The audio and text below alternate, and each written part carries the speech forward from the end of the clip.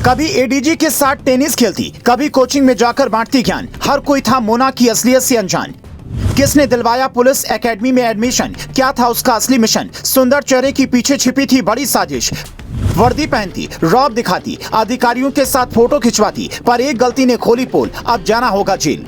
राजस्थान के नागौर जिले का निम्बा बास गांव इन दिनों सुर्खियों में है। ये सुंदर सी लड़की जो आपको तस्वीरों में दिख रही है, इसकी कई तस्वीरें सोशल मीडिया पर वायरल हैं, जिसमें कभी वो एडीजी के साथ टेनिस खेलती दिख रही है, तो कभी किसी कोचिंग में ज्ञान बांटती नजर आ रही है। पर इसका असली मिशन सुनेंगे तो आपके पैरों तले जमीन खिसक जाएगी। लोग पूछ रहे हैं कि मोना का संबंध क्या पाकिस्तान की किसी संगठन से है या कहीं और से है, क्योंकि इतना शातिर कोई कैसे हो सकता है कि जिले के एसपी और प्रदेश की डीजीपी भी उसकी चाल न पकड़ पाए। इस कहानी की शुरुआत होती है साल 2021 से।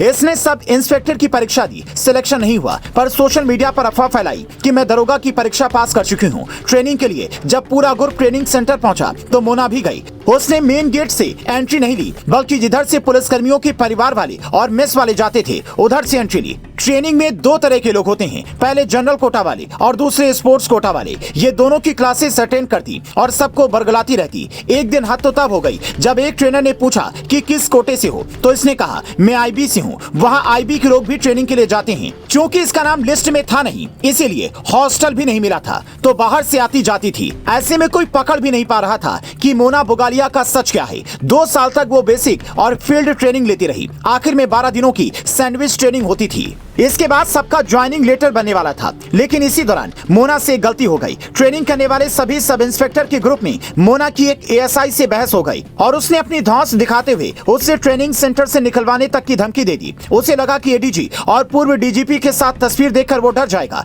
लेकिन वो दरोगा भी बड़ा तेज तर्रार निकला। उसने जब मोना की कुंडली खंगलवाई तो पता चला कि इसका नाम ही किसी लिस्ट में नहीं है। उसके बाद ट्रेनिंग एकेडमी के अधिकारियों के होश उड़ गए। राजस्थान पुलिस ने आनंद फानंद में मुकदमा दर्ज किया और मोना की तलाश में जुट गई। लेकिन तब तक मोना बुगालिया वहां से फरार हो चुकी थी और अब तक पकड़ में नहीं आ सकी है। इस कहानी के सामने आने के बाद देश भर के पुलिस एकेडमी के ट्रेनिंग सेंटर की सुरक्षा बढ़ा दी गई है। इसके साथ ही 3 बड़े सवाल भी खड़े हो रहे हैं। सवाल नंबर 1, मोना को ट्रेनिंग एकेडमी में दाखिला किसने दिलवाया? क्या किसी बड़े अधिकारी या नेता ने आदेश दिया कि डॉक्यूमेंट की जांच नहीं हुई? सवाल नंबर 2, क्या मोना का पाकिस्तान या सीरिया से कोई कनेक्शन है? ऐसे ट्रेनिंग लेकर फरार होना राजस्थान पुलिस के लिए बड़े खतरे की घंटी है। सवाल नंबर 3, राजस्थान में पेपर लीक माफिया और मुन्ना भाइयों की कमी नहीं है? क्या उनका लिंक अब ट्रेनिंग एकेडमी तक पहुंच गया है और वो सीधा ट्रेनिंग दिलवा रही हैं? मोना को पकड़ने के साथ साथ राजस्थान पुलिस को इन सवालों का जवाब भी ढूंढना चाहिए, क्योंकि जो कांग्रेस कभी ये कह रही थी कि अग्निवीर वाला प्लान देशहित में नहीं है, वो कांग्रेस के अपनी ही पार्टी के मुख्यमंत्री से ये सवाल पूछेगी